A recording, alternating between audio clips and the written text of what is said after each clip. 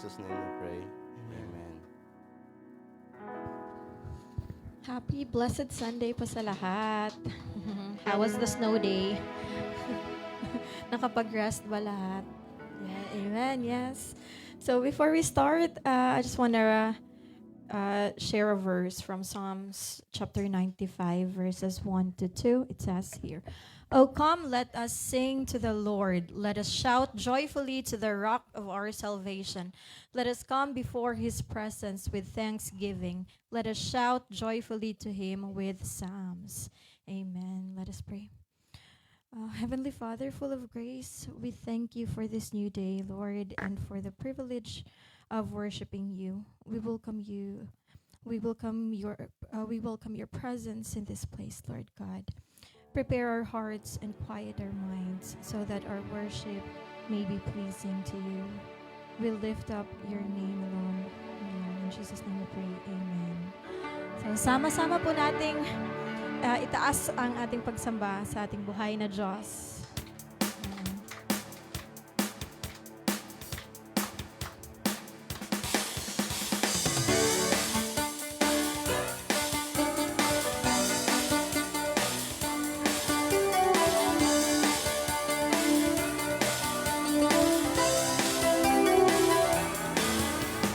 Pagpupuri, pagsamba, tanging sa'yo lamang.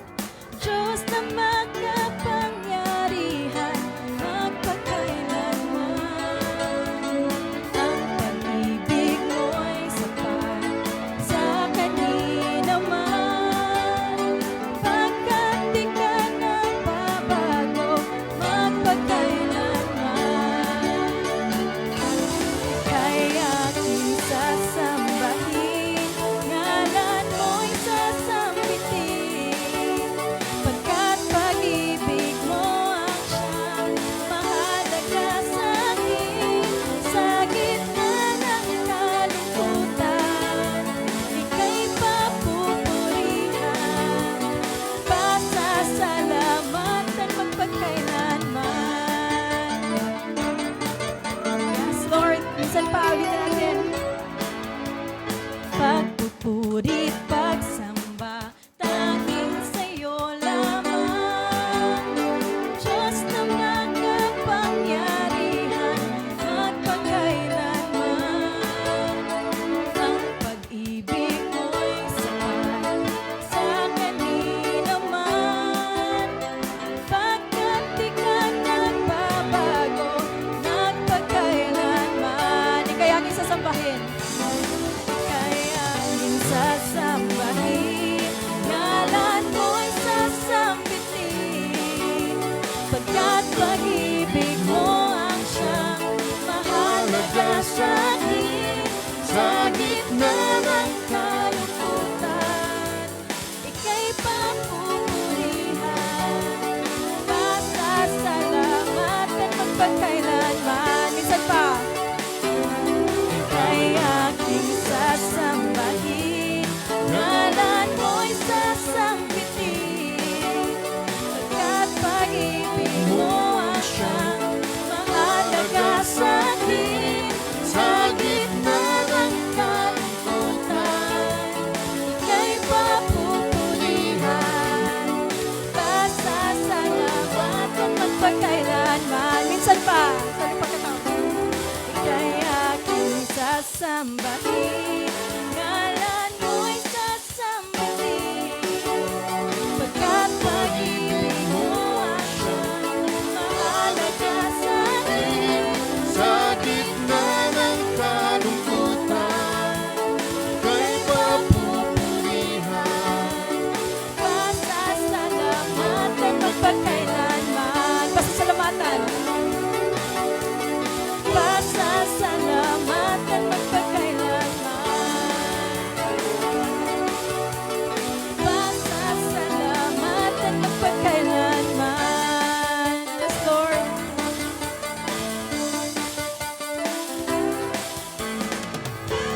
Yes, Lord. Thank you so much, Lord God. Thank you, Lord, for your constant goodness, Lord God, and faithfulness, O Lord, in our lives. We open our hearts in gratitude, Lord, as we remember all that you have done for us. Yes, Lord. Thank you so much, Lord, for being so good to us, Lord God.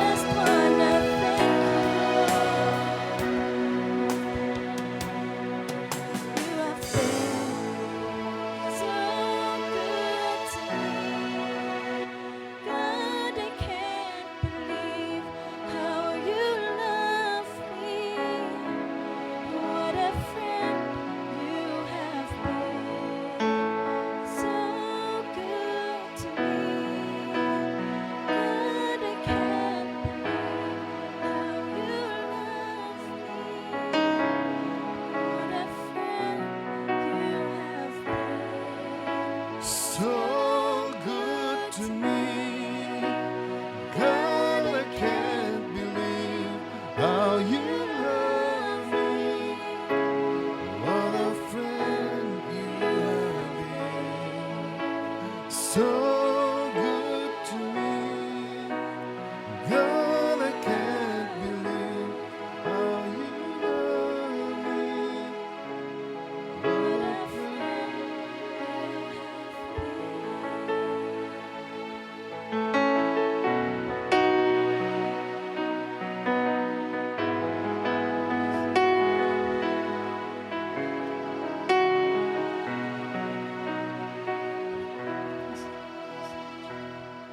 For being a friend to us, Lord God. Lord, more than anything else, Lord God, we need your presence, Lord God. Stay with us, Lord, and remind us that you are always with us, Lord God. Thank you so much, Lord.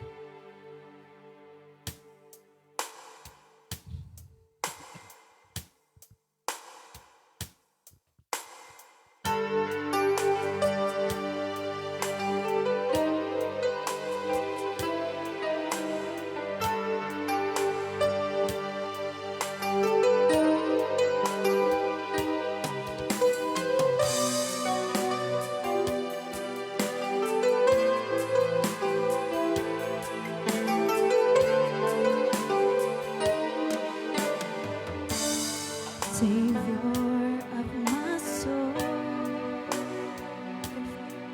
I confide in you through all my darkest moments. In you I find my peace, my comfort when I'm weak. I trust in you through storm and raging sea.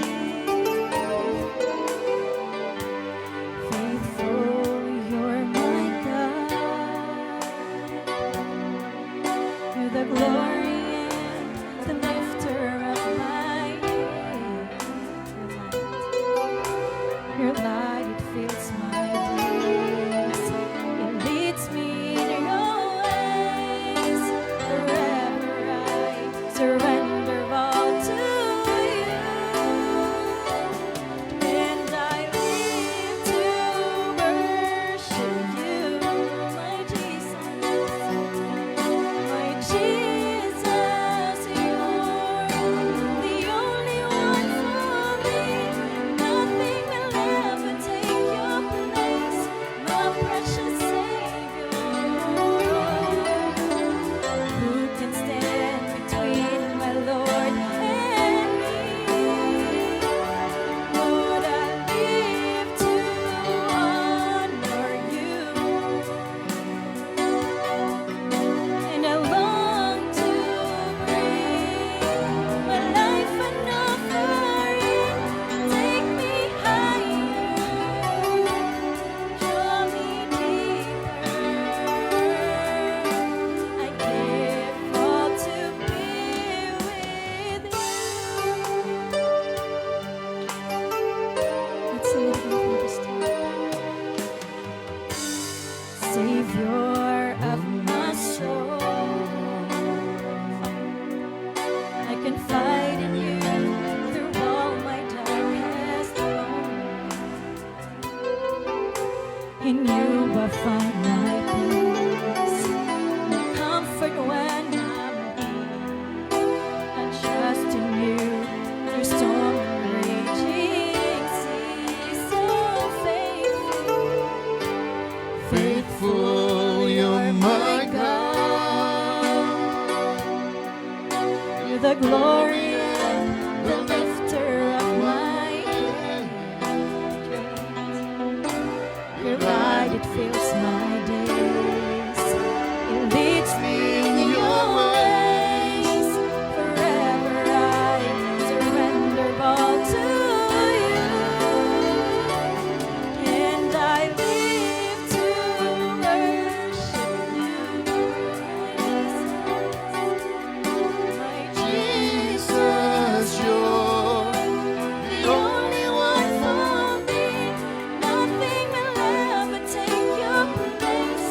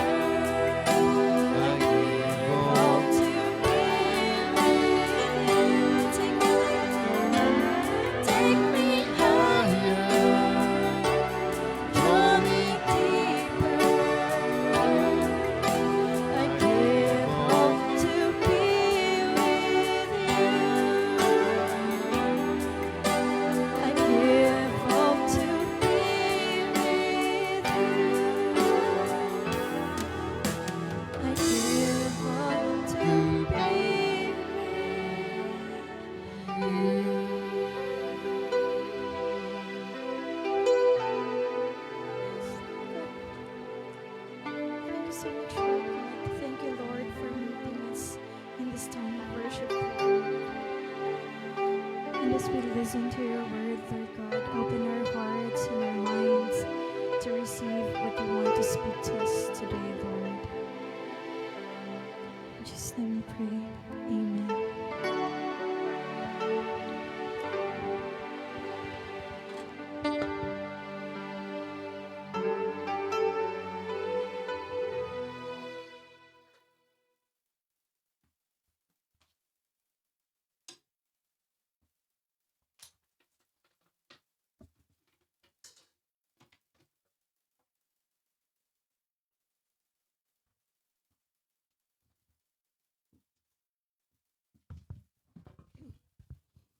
Good morning po.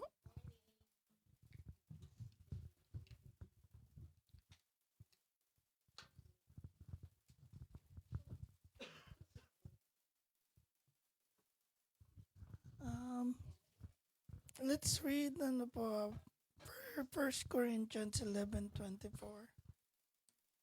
And when he had given thanks, he broke it and said, "Take, eat.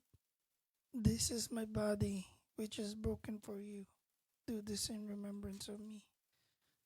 So I know we do this often in communion, but let us remember nga na our body is not of ourselves anymore.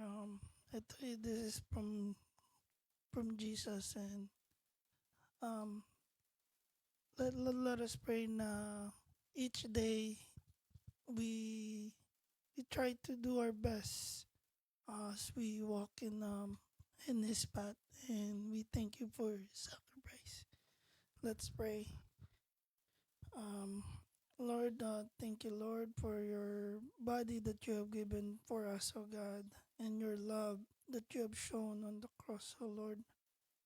Lord, linisin niyo po ang aming puso at gabayan niyo po kami sa araw-araw naming paglakad at paglingkod po para sa inyo, O God.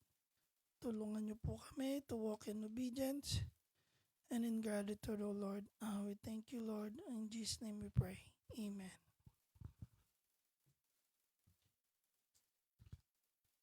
Mm. Let's partake.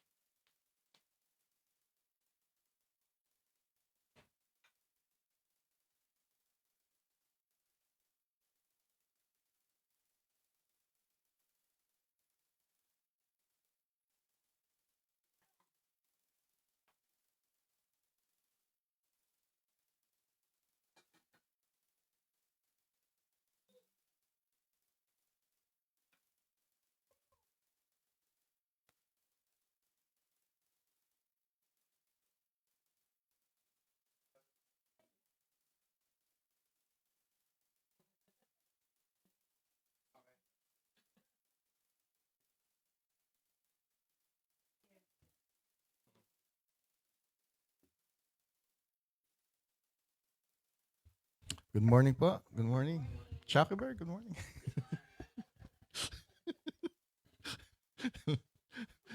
Good morning po sa lahat. Good morning po sa lahat at tunay nga na malamig sa labas, ano? At isang bagay ang naituro sa akin ng Panginoon, no? Habang yung itong nakalipas na snowstorm, yung pagbabago, yung pag simula ng pagpatak ng snow na powdery pa, tapos mga ilang araw naging matigas na. No? So yung mga nagpala ng maaga, yon mga wise, no? Wise talaga na madaling na i-move yung snow, pero yung after a few days mahirap na, no? Mahirap na. Iba gumamit pa ng chainsaw, no? Para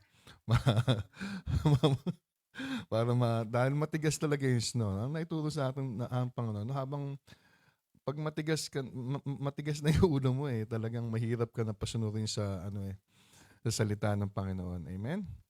Ayun. So Amen. So ngayong umaga po ay pag-uusapan natin ay patungkol sa birthmarks of a true believer in Christ. Amen. Praise the Lord. Actually, for 1 John chapter 2 verse 3 to 11 yan. Pero 4 to 11 lang yata yung dito. 3, tama. 3. Okay. Anyway, bago natin basahin yung verses, no? Matanong ko nga kayo, no? Sino ba sa atin dito ang born again, no? Sino ba sa atin dito ang born again? No. Amen. Papadaliin ko na lang. Sino ba sa atin dito ang Christian? Sino ba sa atin dito ang Christian? sabi ni Momoy pareho lang, no? Pag Christian medyo madaling no? Madaling, pero pag born again medyo teka lang, medyo nag-ano kayo. So yung born again Christian actually is a kind of redundant kasi kapag Christian ka, dapat born again ka. Diba? Ang pagiging Christian ay yung pagtanggap mo sa ating Panginoon. At kapag tinanggap mo ang ating Panginoon, born again ka. You have been born twice. Not just once, but twice. Diba? Naalala ko tuloy yung ginagawa namin sa school. No? Ang billing sa amin ng principal, kapag may assessment daw, kinakailangan bigyan ng pagkakataon yung mga bata na mag-reassess. Ganun din ba sa inyo sa school nyo? Kapag may assessment at may nakuhang score yung bata, lalo na kapag mababa yung nakuha niyang score, bigyan mo ng pagkakataon to reassess. Ibig sabihin, mag-test again. Diba? At ang purpose nun, ang goal nun is for that child to have a better score dun sa pangalawang attempt niya. Diba? So, yun yung goal. At ganun din naman yung goal ng pagiging born again natin, di ba? That when we are born again, when we are born the second time, that we should come out as a better person, di ba? Di ba? Better person ba tayo, no, when we have been born again? O baliktad? Baliktad. Ayan. So, basahin natin yung verse yung message, yung text natin sa 1 John chapter 2 starting from verse 3. Now by this we know that we know him, if we keep his commandments. He who says, I know him, and does not keep his commandments is a liar, and the truth is not in him. But whoever keeps his word, truly the love of God is perfected in him. By this we know that we are in him. He who says he abides in him ought himself also to walk just as he walked. Brethren, I write no new commandment to you, but an old commandment, which you have had from the beginning. The old commandment is the word which you heard from the beginning. Again, a new commandment I write to you, which thing is true in him and in you, because the darkness is passing away, and the true light is already shining. He who says he is in the light and hates his brother is in darkness until now. He who loves his brother abides in the light, and there is no cause for stumbling in him.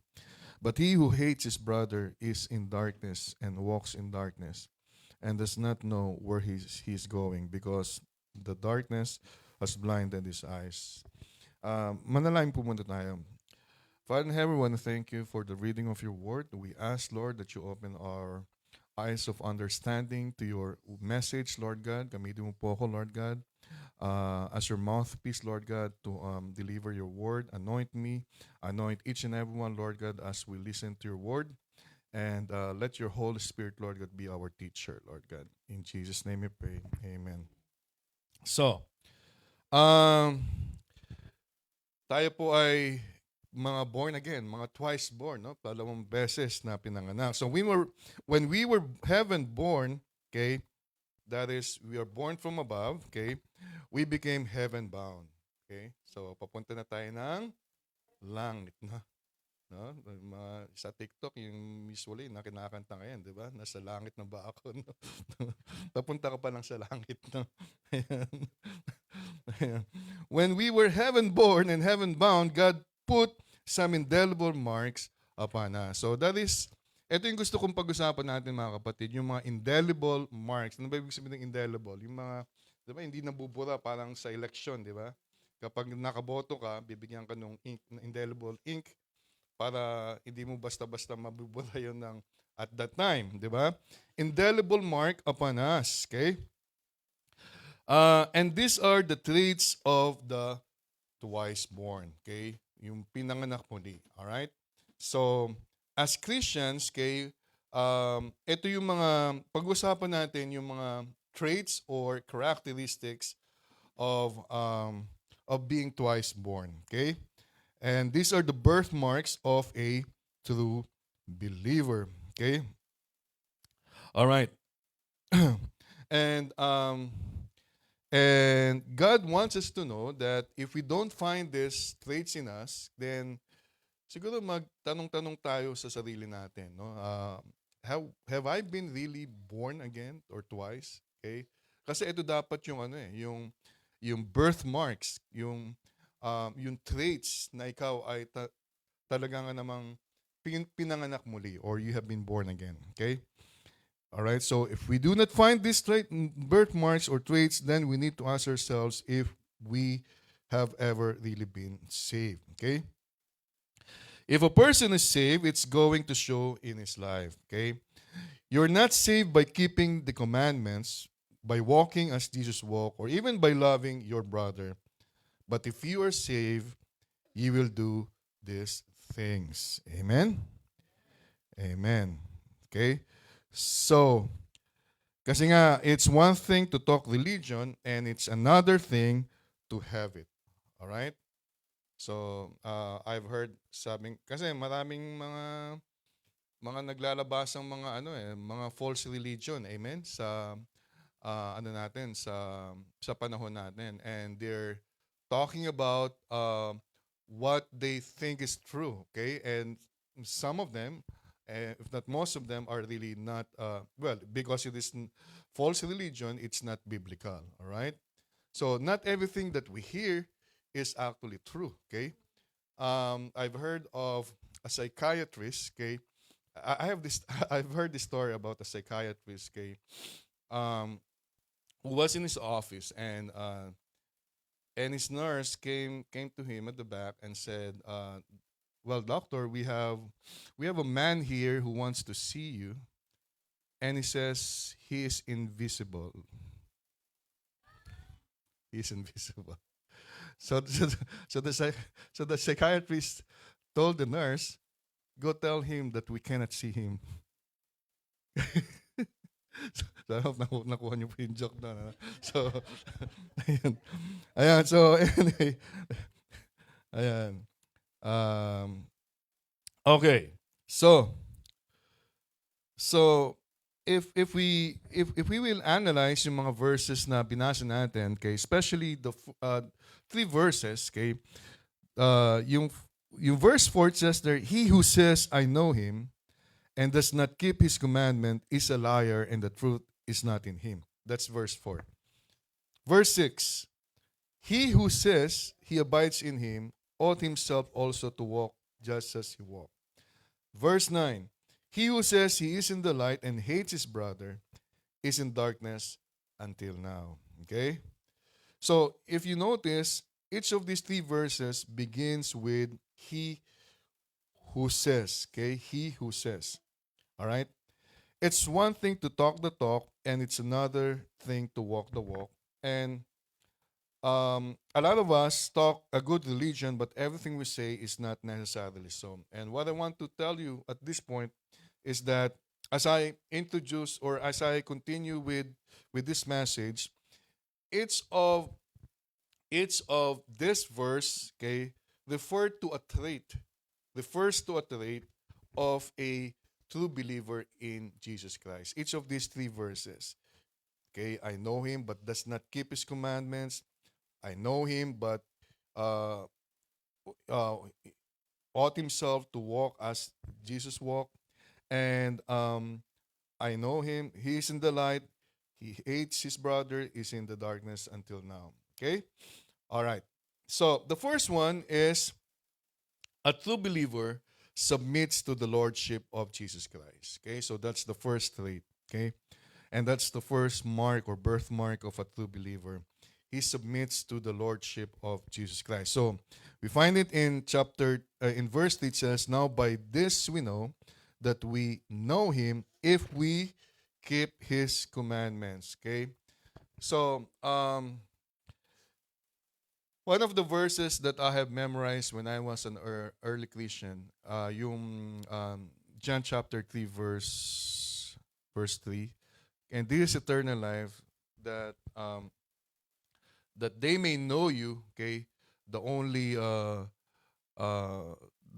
only true God, okay, and Jesus Christ whom you have sent, okay. And then yung 1 John 2:3, yung 1 John 2:3, ang sabi diyan is that now we know, kasi sabi, this is eternal life, that they may know tayo, they may know you, the only true God, and the one, Jesus Christ, whom you have sent. At yung 1 John 2:3, kaya napagtatagpi-tagpi ko eh.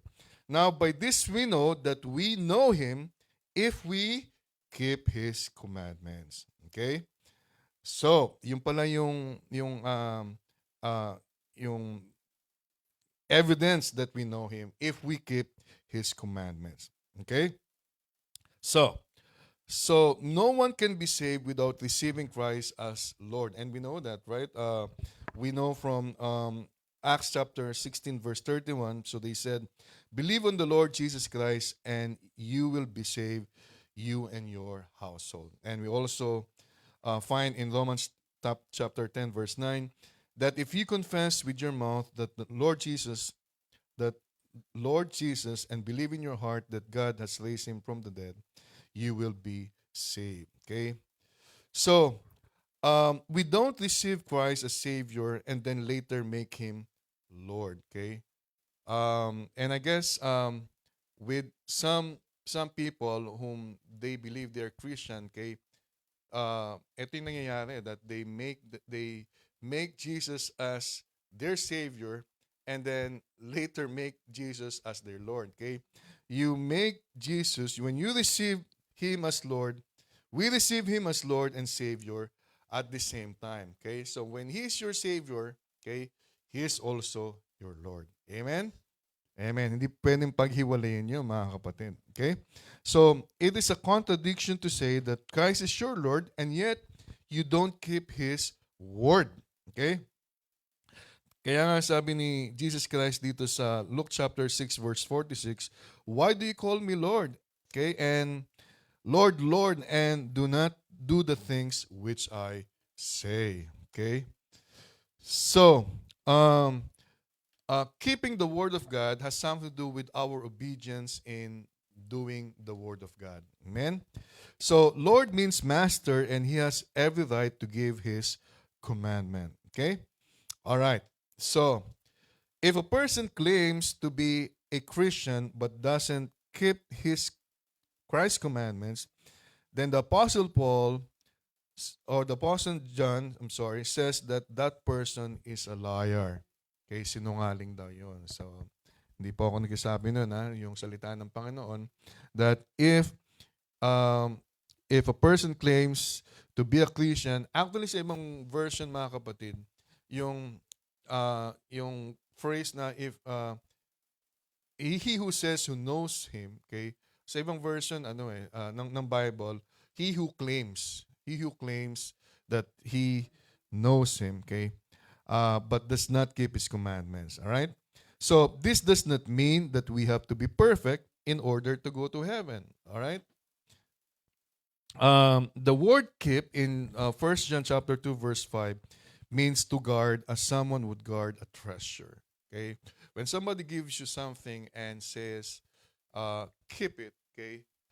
If that something is of value to you, okay, you will actually make every effort to uphold it or to keep it safe or to protect it, amen? To keep it, okay? To guard it, all right? So, ganun din mga kapatid, when we treasure the commandments of the Lord, Jesus Christ, okay, when they are precious to us, we set value in those commandments, okay? We set values in those commandments. All right. So, the word keep was also used by sailors in ancient times, okay, when there was no GPS yet, okay, to guide the sailors and to guide us, okay, in our navigation, okay. At night, the sailors would steer by the stars, okay. Yun yung tinitingnan nila, okay. And this was called keeping the stars, okay, when they steer by the stars, okay. So they would set their course by keeping the stars. And as Christians, we should set our course in life by keeping the commandments of our Lord Jesus Christ. Amen? Yeah, so we should treasure those commandments and steer by those commandments. Amen? And again, this does not mean that we will never be blown off course or take our eyes from the stars in time of carelessness. Okay? So, of course, as we walk in our Christian life, there will be times na madadapa tayo, 'di ba? So we will not be in the course, okay? But that is not what we're telling here. Okay? A person who has what we're telling here is that a person who has no desire to live by the word of God and who can sin carelessly and flippantly, meaning without regard or respect, without any conviction or compunction, okay, needs to be saved. Okay, so has a question in the salvation that he says or she says he received or she received. Okay, naintindihan niyo ba mga kapatid? So ang pinag-usapan natin mga kapatid, yung isang tao na sinasabi niya tumanggap siya sa Panginoon at nagpapatuloy siya sa kasalanan. Okay? That he doesn't live by the word of God. He does not have regard or hindi na binavalue or tinetreasure yung commandment ng ating Panginoon. Amen? So, sabi dito, who has no desire to live by the word of God. Okay? All right. So, as Christian, okay, we have to set our course in life by keeping the commandments of our Lord. Okay? We treasure these commandments and we steer by these commandments. Okay? All right. Okay. So again, I'd like to what do you call this? Point out na we are not, although sinasabi dito, no, sa he who knows God, okay, but does not keep His commandment, okay, is a liar, okay. I'd like to point out that we are not saved, mga kapatid, by keeping the commandments, okay. We are not saved by keeping the commandments. Hindi ito yung dahilan kung bakit tayo naligtas, okay, o maliligtas, okay, dahil ginagawa natin yung kautusan ng ating Panginoon. Okay? 1 John chapter 2 verse 4 does not teach salvation by works. Okay? So, now we all know that we have been saved by what? By grace through faith. Alright? Kapag may question ka sa kaligtasan mo na about kasi nakagawa ka ng kasalanan ngayon, no? Tapos sa tingin mo, hindi ka naligtas, no? Tapos, medyo mabuti ka kinabukasan, tingin mo, ligtas ka na naman. So, hindi yung parang switch, no? Na on and off, na so, yun yung tinatawag nating eternal security, that when you receive Christ, okay, you are saved, okay? He who says, I know Him, is in the perfect tense. Ito maganda dito, no? I know Him is in the perfect tense. It's something that has been completed, all right? Which speaks of something done in the past, okay? It's done. It's settled. All right. I know he who says I know him, all right, is in the perfect tense. Okay. He keeps commandments because he is now keeping. All right. So yung term na but does not keep his commandments. So yung phrase na yun is in the present tense. Okay. So what John is saying to us is that because I have known him, perfect tense, okay, I'm now keeping the commandments, present tense. Okay? So verse 4, it's not the other way around, okay? That verse 4 does not say, because I'm keeping his commandments, I know him. Okay? Because I'm keeping his commandments, I know him. So let's not put it backwards. The only way to keep the commandments is to know him. Alright? So yun po mga kapatid. Alright? So hindi ibig sabihin na you are keeping or doing or evidence sa yung commandments ng ating Panginoon. Hindi ibig sabihin kilala mo that you have known and you have deceived him. Okay? Now we know that there are people who do good, right? But they have not received Jesus Christ. Okay? God knows their hearts. Okay? Kung tama ba yung heart nila sa ating Panginoon. Okay? I remember yung ni Oswald Chambers na nga ba yun? It is not what man does that is of final importance, but what he is in what he does. All right? So the atmosphere created by the man much more than the activities that he does, okay, has lasting impression. Tama ba yan? Okay? So yung what he is in what he does and not what he does has lasting impression sa mga tao. Diba? There's something that beats right doing. Okay? Hindi na natutunan ko sa kanya. And that is what? Right being. Right? Don't get me wrong, mga kapatid. Right doing, tama yun, di ba? But mas importante yung right being, what you are in what you are doing. Tama? Okay? So kasi, sabi nga, ang Panginoon nakatingin sa puso mo eh. Na? Dumagawa ka nga ng sabi mong tama o mabuti, pero yung puso mo malayo naman sa Panginoon. So, hindi rin. Baliwala rin yun. Amen? Alright. If we have Jesus in our heart and we have known him, perfect tense, then we will be keeping his commandments, present tense. Amen? So, do you have the desire in your heart to live by the word of God? Okay? If not, then we should reevaluate whether or not we are saved. Okay? If Jesus Christ is not the Lord of your life, then you are not on the road to heaven. Okay? So, yun lang po ang doon. Maraming mga verses na tayo napag-aralan. Yung Matthew chapter 7, you call me Lord and Lord. Okay? Diba? Alam nyo naman yun, mga kapatid. Diba? So, again, this is not legalism, but this is love. Okay? We keep the commandments of Jesus because we love him. Okay? John chapter 14, verse 15, if you love me, keep my commandments. John chapter 14, verse 21, he who has my commandments and keeps them, it is he who loves me. And he who loves me will be loved by my Father, and I will love him and manifest myself to him. Amen. Ayan. So if we don't keep his commandments, then we don't really love him. Okay? Ayan. So, may mga kanta tayong mga di ba? About love. We love God. Okay? But then, na-realize mo, may mga tampo ka or hatred ka doon sa kapatiran mo or someone else, di ba? So parang hindi tama, may contradiction no? So, may contradiction na. So, if we don't love him, then we are not saved. Okay?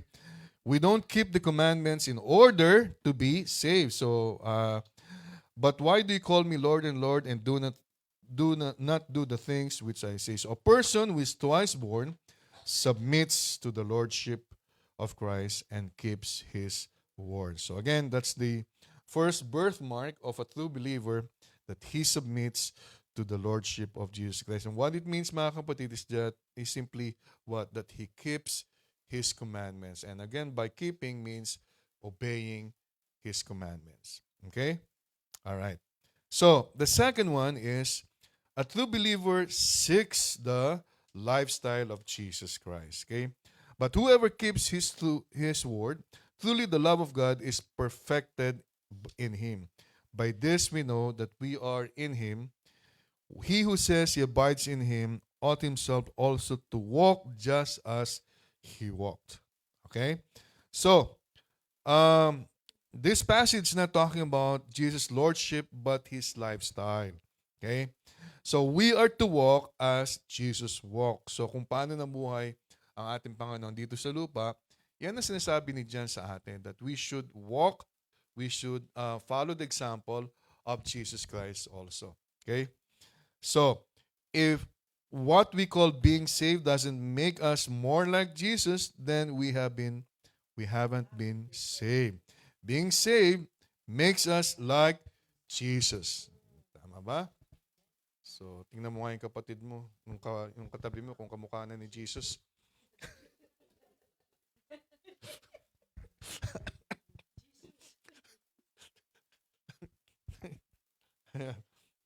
So, tandaan natin yung mga kapatid, no? So, being saved makes us like Jesus. So, we are being, sabi nga sa Bible, di ba? Sa Corinthians, no?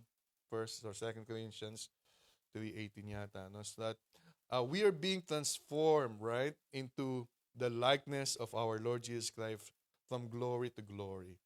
Amen?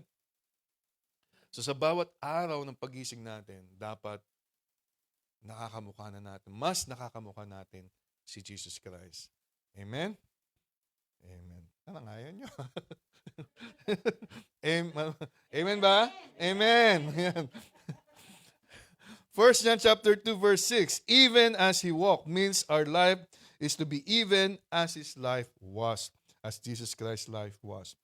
1 John chapter 4 verse 17, love has been perfected among us in this, that we may have boldness in the day of judgment, because as he is, so are we in this world. All right? So, now what is the lifestyle of the Lord Jesus Christ like? Okay? So, and how am I going to walk as Jesus walked? Well, number one, his lifestyle was a life of honesty. All right? So, walang kasinungalingan, or tama ba? Sa ating Panginoon. So, 1 John chapter 1 verse 7, if we walk in the light as he is in the light, we have fellowship with one another, and the blood of Jesus Christ, his Son, cleanses us from all sin. All right?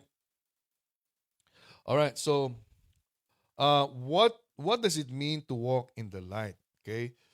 It means to be honest. Okay? Yan po. To be honest, di ba?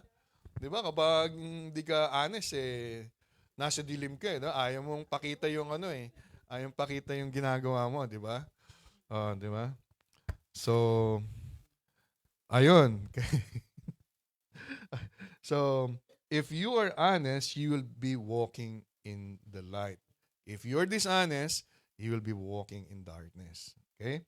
The lifestyle of Jesus is a life of honesty. Okay? So, honesty with what? With God. Okay? Honesty with self, and honesty with others. Okay? Being honest with others. Okay? So, a person who has a life built upon dishonesty is not walking as Jesus walked, and is not walking in the light. Alright? And again, yung honesty, ang madali nating ma-example dito, yung mga kasinungalingan, di ba? Yun kasinungalingan, ano po ba? Ano pa? Tulungan niyo ako. Honesty, di ba? Honesty. Ha? Ayan. So, okay. So, Someone who is not walking the light has no right to call himself or herself a child of God. So if you are still walking in darkness by being dishonest, okay, in your life, in whatever aspect of whatever aspect that is, it could be about your work, could be about your relationship, being dishonest with your relationship, okay, with especially with your loved ones, okay, um, being dishonest with how you deal with people, okay, then you have no right to be calling yourself a child of God. Okay? If you continue to walk in that. Yung pong gusto kong sabihin sa inyo, mga kapatid, ha? If you continue to walk in that path, okay? Kasi minsan na ano tayo di ba? Natatalisod tayo. But importante, we uh, uh, we repent of that sin at di na natin ginagawa yan. Okay? But if we continue to live that kind of life of dishonesty, then we have no right to be calling ourselves child of God. Okay? All right. So, what is the lifestyle of Jesus? A lifestyle of honesty. That's number one. Number two, a life of purity. Okay? So look in First John chapter 3, verse 3. Okay? Everyone who casts his hope in him purifies himself just as he is pure. Okay? Purifies himself. So the phrase we're working on in all is the verse, even as he, so are we. Okay? A person who feeds on filth, debauchery, is a lover of pornography, should not call himself or herself a child of God. Okay? So, madali lang naman yun. So, ibig sabihin this does not mean, again, I'd like to point out that we cannot slip into sin. Okay? But if this is your lifestyle, this is what we're trying to say, yung lifestyle mo ganito, then you're not walking as Jesus walked. So, naintindihan niyo ba, mga kapatid, yung pagkakaiba, no? That you commit a sin, okay? But versus yung sin na yun, lifestyle mo na, okay? That it's okay with you to be living with that, carrying that sin, okay? So, a person who feeds on filth, debauchery, and is a lover of pornography should not call himself or herself a child of God. Okay? So, all right. So, can you just imagine, okay? Can you imagine Jesus watching some of the things that people watch today? Okay? So, yung mga nasa tag dito, movies na ngayon, talaga na ng mga punong-puno ng what? Ng sexuality, di ba? So, ang tanong doon, do you think Jesus would watch that? Di ba? So, yun na lang di ba? So, kasi sabi ko nga, as he did, even as he, so are we. Di ba? So, ganun dapat. So, yung 1 John chapter 3, verse 3. Alright? That everyone who has this hope in him purifies himself as he is pure. Okay. So, Jesus' life was a life of honesty. He walked in the light, okay? There's no darkness in him. Jesus' life was a life of purity, all right? Even as he is pure, and his life was also a life of righteousness, okay? Look at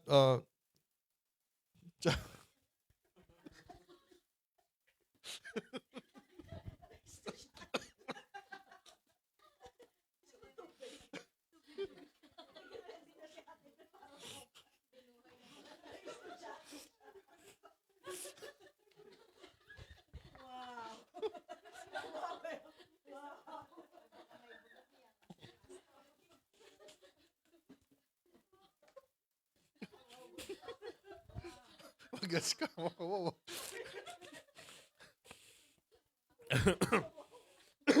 Okay. Ayan. So 1 John chapter 3 verse 7 says here, little children, let no one deceive you. He who practices righteousness is righteous just as he is righteous. So, ganun naman, no? Just as he, so are we. Di ba? So, righteousness is not merely abstaining from doing what is wrong. The Lord Jesus went about doing what is good. Okay? All right, so Acts chapter 10, verse 38, how God anointed Jesus of Nazareth with the Holy Spirit and with power, who went about doing good and healing all who were oppressed by the devil, for God was with him. Okay? Um, so, saan mo tayo? So, ang tanong, can we have the lifestyle of Jesus? Okay? Posible ba na makuha natin yung lifestyle ni Jesus Christ? Okay? Well, the key is in 1 John chapter 2 verse 6. Okay? All right. So, 1 John chapter 2 verse 6 says here, he who says he abides in him ought himself also to walk as he walked. Okay? So, posible po mga kapatid. Okay? And how can it be possible for us to have the lifestyle? Lifestyle, we will have the same thing as he walked, so we do. All right? And that is only possible if we abide in him. So yun po yung key doon. If we abide in him. So we are to abide in him. Okay? And itong word abide is makikita natin sa John chapter 15 verse 5. It says here, I am the vine and you are the branches. He who abides in me and I in him bears much fruit, for without me you can do nothing. Okay?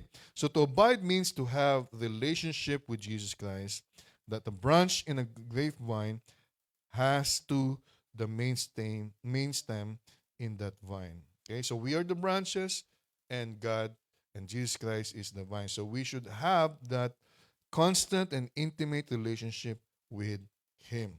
All right? If we have to have the lifestyle of Jesus Christ. And how do we abide in Jesus Christ? A life of reliance upon Jesus. So the branch representing us completely and totally relies upon the vine, which is Jesus, okay? And the branch can do nothing of itself, okay? All that the branch needs is in the vine. So the branch cling branch, hindi branch, branch, okay? Branch clings to the vine, grows out of the vine, and receives whatever it needs from the vine, okay? So, in the summertime, when the branch needs moisture, the vine gives moisture, okay? Kasi may tubig sa di ba? Sa plants, di ba? In the spring, when it's time to produce the grapes, the branch doesn't worry about how many grapes, what size, what color, how sweet the grapes should be. All the branch does is just abide and cling to the vine. Okay? The branch does not produce the grapes, it only bears the grapes. All right, so reliance upon Jesus, okay? Dependence upon Jesus. All right, so how do we abide in Jesus? A life of the relinquishment upon Jesus, okay? The branch relinquishes everything to the vine, okay? Jesus came to the earth as a man to live before us as a man, and so he set an example of abiding. Jesus was abiding in the Father, and the life of God was reproduced in the human Jesus here upon this earth. So John chapter 5 verse 19, then Jesus answered and said to them, most assuredly I say to you, the Son can do nothing of himself, but what he sees the Father do, for whatever he does, the Son also does, in like manner. Okay? All right. So, how do we abide in Jesus again? Abiding is a life of absolute reliance or dependence and complete relinquishment. Okay? The branch has no other side issues. It clings completely to the vine.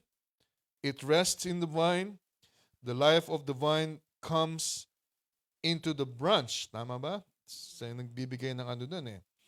if we are going to have the lifestyle of Jesus, then we must abide in Him. So, yun po yung pinasuma total nito, mga kapatid. Okay? If we want to live a life like that of Jesus, we must abide in Him. And abiding means we must be relying and depending on Him every day of our lives. Okay? And relinquishing, yung mga bagay na our hopes, our dreams, and whatever, okay, to Jesus Christ. Okay? Abiding in Jesus is not the same as simply asking ourselves what Jesus would do if He were here. Okay? Jesus actually will often do what we would not think He would do. Okay? Hindi natin kakahon si Jesus Christ. Living the Christian life is a life of supernatural reliance upon the Lord Jesus Christ. We walk as He walked because we abide in Him. All right. Okay. The birthmarks of a true believer, number 1 is he submits to the Lordship of Jesus Christ. Number 2 is that he seeks the lifestyle of Jesus Christ. And number 3, he shows the love of Jesus. And number 9, verse 9, he who says he is in the light and hates his brother, is in darkness until now. He who loves his brother abides in the light, and there's no cause of stumbling in him. Okay? All right. So, medyo mano to, no? Ibig sabihin nun, we share His love. Okay? We share His love. The love is both old and new. Okay? Nakalagay yun sa ano, kung babalikin natin, no? Saan ba yan? Sinabi, yan. It is old because Jesus said that love is the first and great commandment. It goes all the way back to the Old Testament. Okay, so Matthew chapter 22, verse 36 to 38. Teacher, which is the great commandment in the law? Jesus said to him, you shall love the Lord your God with all your heart, with all your soul, with all your mind. This is the first and great commandment. Diba? So, I don't know if you know the song yung ano, diba? Hear, O Israel, the Lord our God is one God. Diba? For thou shalt love the Lord your God with all your heart, with all your mind. Parang ganun. Ayan. So, that is, I think, in Deuteronomy chapter 6. Okay? It is new because Jesus gave us a new commandment to love one another. Not to hate, but to love one another, mga kapatid. Amen? A new commandment I give to you, that you love one another as I have loved you. Okay? So, babalikan natin yung sinabi dito, he who says that he's in the light but hates his brother or sister. Actually, hindi yun yung ginamit liar. Is in darkness, okay, until now. Until now. Okay? He who hates his brother and sister din to, sabihin nyo, brother lang. Pwede pala sister, no? Pwede pala sister. Pwede pala sister. And is in darkness until now. Okay? So, mga kapatid, we are not saying here yung galit na galit na yung temporary ba, 'di ba? Yung ang word na ginamit dito is hate. And when you say hate, this is like yung nas extreme ka na, 'di ba? Extreme what? Hate ba dislike, 'di ba? Makita mo ba lang. Kumbaga, kinikim-kim mo na sa puso mo yung galit, 'di ba? So hindi mo siya nire-release and you're not making any effort to get it away from your heart. That is to make amends to sa person na kung saan nakagalitan mo, 'di ba? So, yun yung sinasabi natin ng mga kapatid, 'di ba? Kasi yung commandment ni Jesus Christ, 'di ba? May mabigat eh. Kasi hindi lang kaya sabi ko sa inyo mga kapatid, it's more than right being is more than right doing, 'di ba? At tinitingnan ng Panginoon yung puso natin, yung being natin, more than yung ginagawa natin. Maaring tama nga yung ginagawa mo, pero yung puso mo naman mali, 'di ba? So, sabi nga doon sa Matthew, 'di ba? Tumingin ka pa lang sa sa babae na malaswa, nagkakasala ka na ng adultery. Di ba? At i-hate mo yung brother mo, murderer ka na. Di ba? Tanungin mo nga yung katabi mo, ilan na ba napatay mo? Dami ka naman napatay. Kasi murderer eh, di ba? Murderer eh. Ilan naman napatay mo? Marami, may mga napatay na rin ako mga kapatid. So, ayan, ayan. So, yun yung mabigat eh, di ba? Mabigat yung commandment ni Lord eh. Doon pa lang sa ano eh.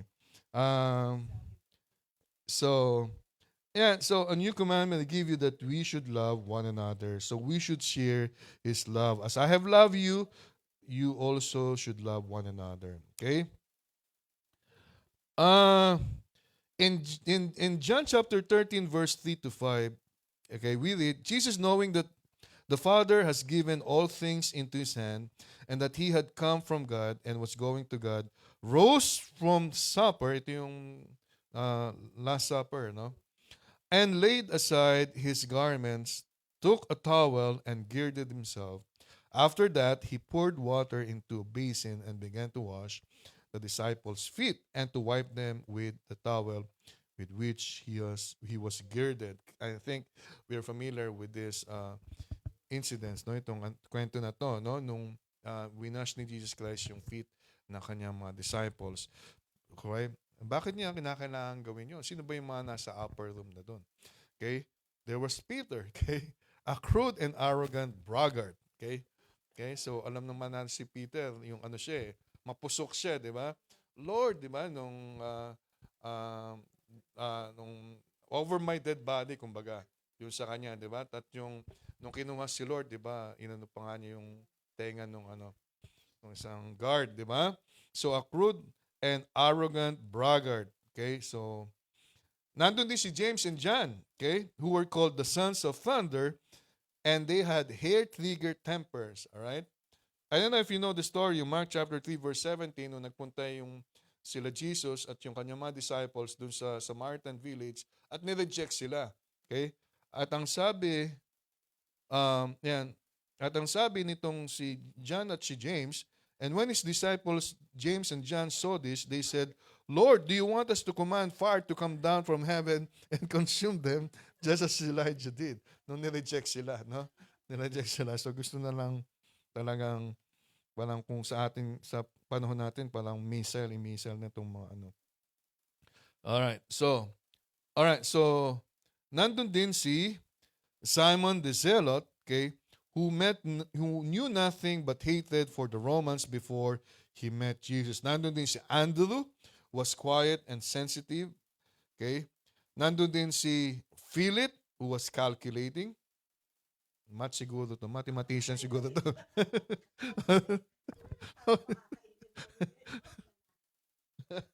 Nandun din si Thomas. Kilala natin si Thomas, di ba?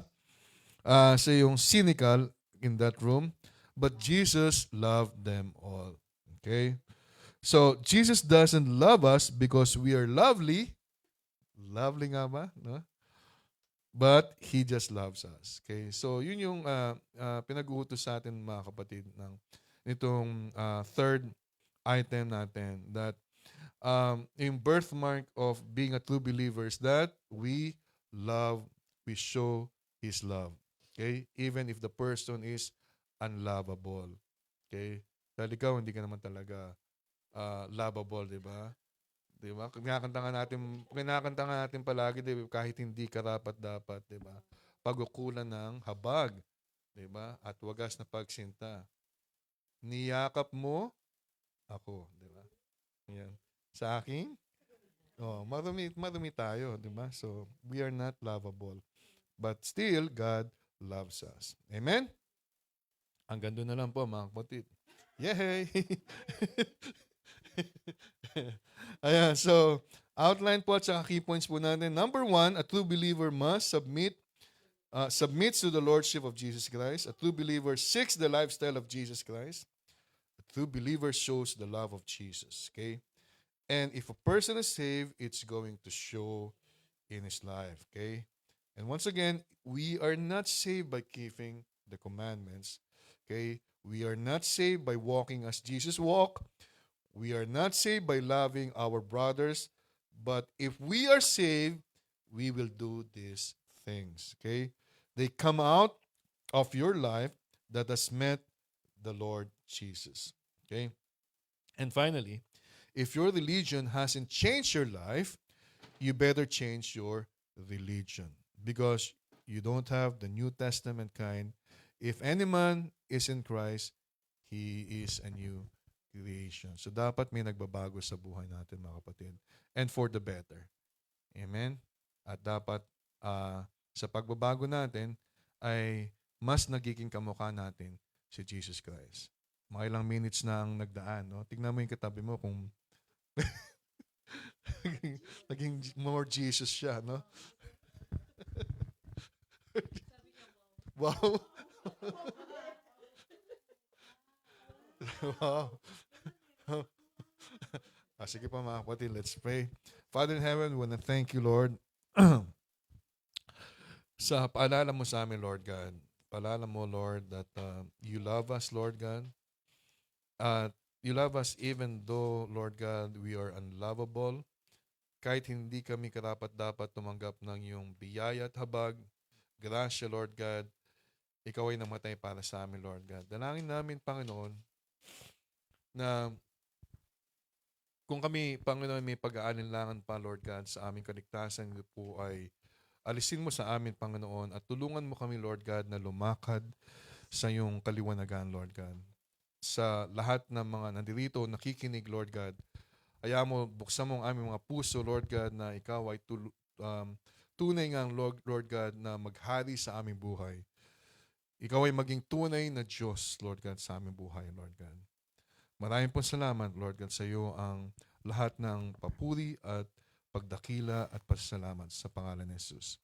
Amen. Amen.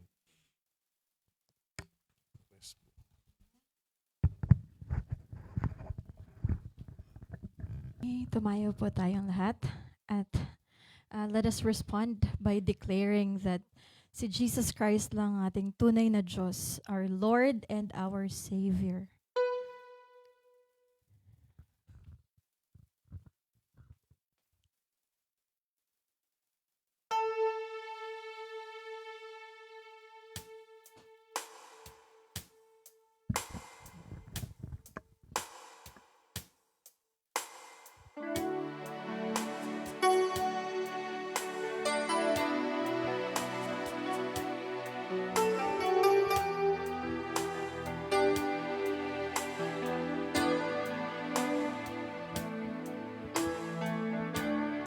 Pupurihin ka, O Diyos, ang aming alay ay pagsamba, kaluwalhatian, buong karangalan, kapangyarihan mo'y walang katulad. Minsan pa ulitin natin.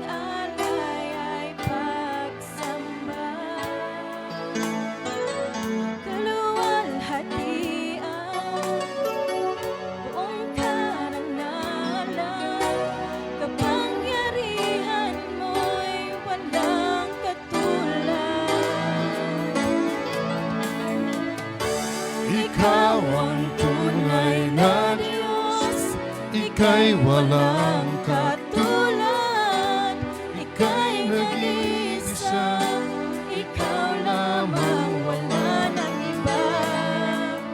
Sa'yo ang aming awit, dinggin ng aming tinig, isisigaw sa buong mundo. Ikaw ang tunay na Diyos. ikaw ang tunay na Diyos, ika'y walang katulad, ika'y nag-iisa, ikaw lamang, wala nang iba. Sa'yo ang aming awit, dinggin ng aming tinig, isisigaw sa buong mundo. Ikaw ang tunay na Diyos, ika'y walang katulad, ika'y nag-iisa, ikaw lamang, wala nang iba. Sa'yo ang aming awit, dinggin ng aming tinig, isisigaw sa buong mundo. Isisigaw. Isisigaw sa buong mundo. Isisigaw. Isisigaw sa buong mundo. Dakilaan mo.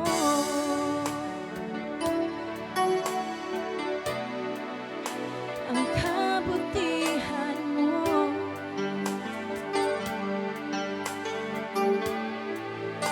Ang karangalan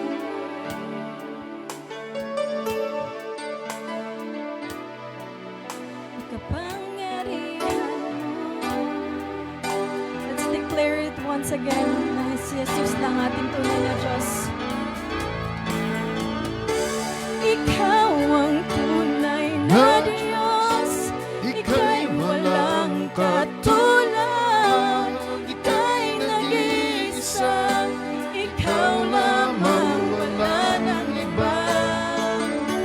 Sa'yo ang aming awit, dinggin ng aming tinig, isisigaw sa buong mundo.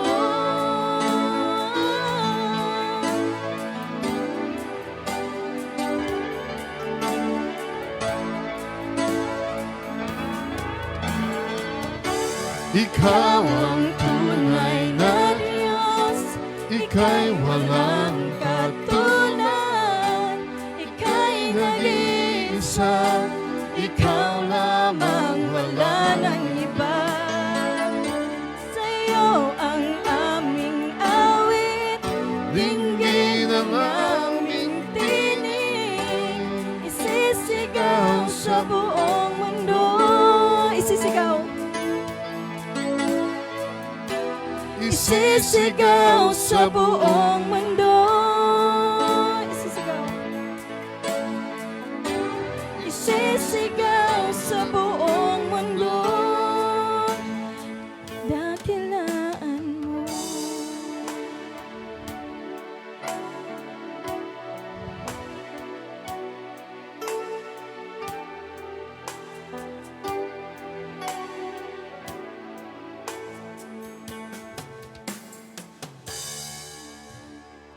Thank you so much, Lord God, for your presence and your word today, Lord God. And as we leave this place, Lord God, help us carry your love and light into our homes and into our daily lives, Lord God. You alone are our God, now and forever, Lord. In Jesus' name we pray, amen.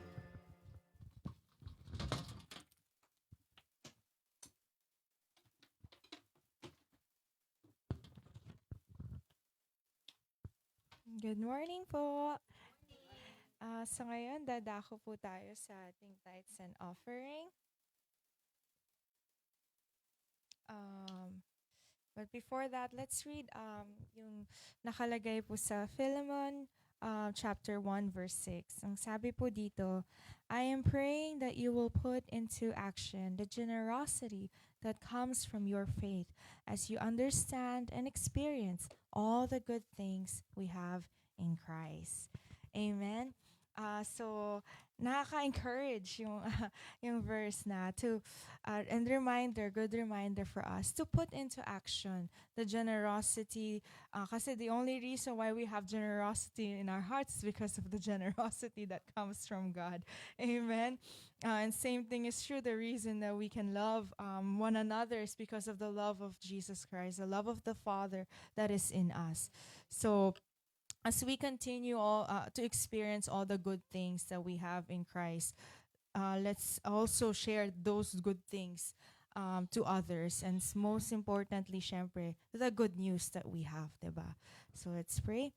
Panginoon, salamat Lord God sa pangungusap niyo Lord sa bawat isa sa amin. Salamat Lord God for using Daddy Lord to share your message to your people. And we pray, Father God, that as we come before you, tulungan niyo kami, Panginoon, na maisapamuhay at mai-apply ito, Lord God, sa aming araw-araw na buhay, Lord God, na patuloy kaming lumakad, Lord, sa inyong salita, patuloy kami na patuloy kayong maitaas, Lord God, sa aming mga buhay. And as we offer, Lord God, these tithes and offerings to you, hayaan niyo, Lord God, na magamit po ito, Lord, sa pagpapaganap, Lord God, ng iyong salita. And magamit po ito, Lord God, para sa inyong iglesia, because you are the one, Father, who has built this church, Lord God, and you are the one who will supply the needs of this church, oh Father. And we know, Lord God, that as you are our source, Lord, you are our provider for everything that we will need, oh Father God, in this life, in this lifetime, Lord. And so we thank you, God, and we continue to offer to you the rest of this day. We commit to our lives, and we give you all the glory, honor, and praise. We love you, Lord. In Jesus' name we pray. Amen. Amen. Tayo po'y magbigay.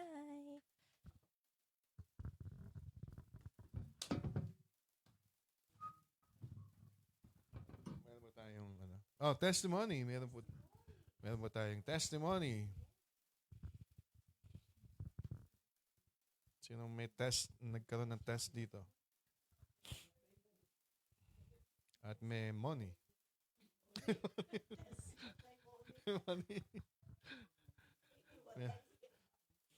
Meron po ba tayong praise report? Meron po tayong praise report na si Lord yung pa-anuhan natin, ha? Bibigyan natin ng glory. Ano po ba? Wala. Okay, sige. So, birthday celebrants mo natin. Yan, ano ang ginagawa niya? Si LJ, birthday. Ayan.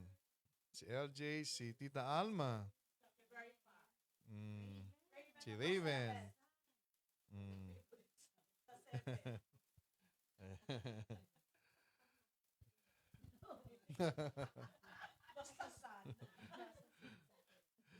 Sige, pag-pray po natin sila. Father in heaven, we want to thank you for the lives of LJ, Tita Alma, and Raven, Lord God. Dalayan po namin na patuloy ka pong gumalaw sa kanilang mga buhay, Lord God. Continue to level off, Lord God, yung kanilang pananampalataya sa iyo, Lord God. And continue, Lord, to protect them kung ano man mga ginagawa nila sa kanilang trabaho. Lord God, nasa bahay man sila, Lord God. We pray for your protection, Lord God, and we pray, Lord, that they may have increased knowledge of your word, Lord God. Increase mo yung wisdom nila, Lord God, of your word, Lord God. At dalangin po namin, maging pagpapala rin po sila, Lord God, sa mga lugar na kanilang kinalalagyan, Lord God. Maraming pong salamat, Lord God. Ingatan mo po sila, Lord God. At maraming pong salamat sa kanilang buhay. In Jesus' name we pray. Amen. Yes, at meron ba tayong mga announcement na, no? Ano ba yung mga may bago tayo yung Women's Fellowships February 21.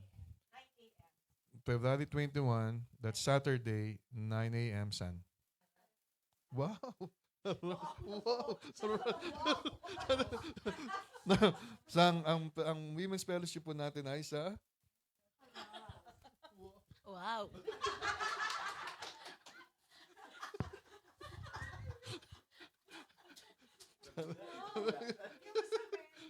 Yung sa men, sa February 7. Pero siguro, kasi advance naman dun. So siguro matatapos na yun ng mga alas 10. Okay ba sa inyo alas 10? Sa Saturday, this Saturday. May meeting kasi ako with international na kasi ako.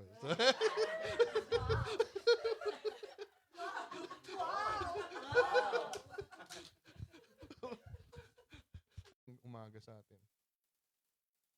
'Di ba? Gabi 11 PM na sa Pilipinas 'yun. So oo nga pala. Oo, sige, sige. Pag-usapan na lang po natin. Namin pala.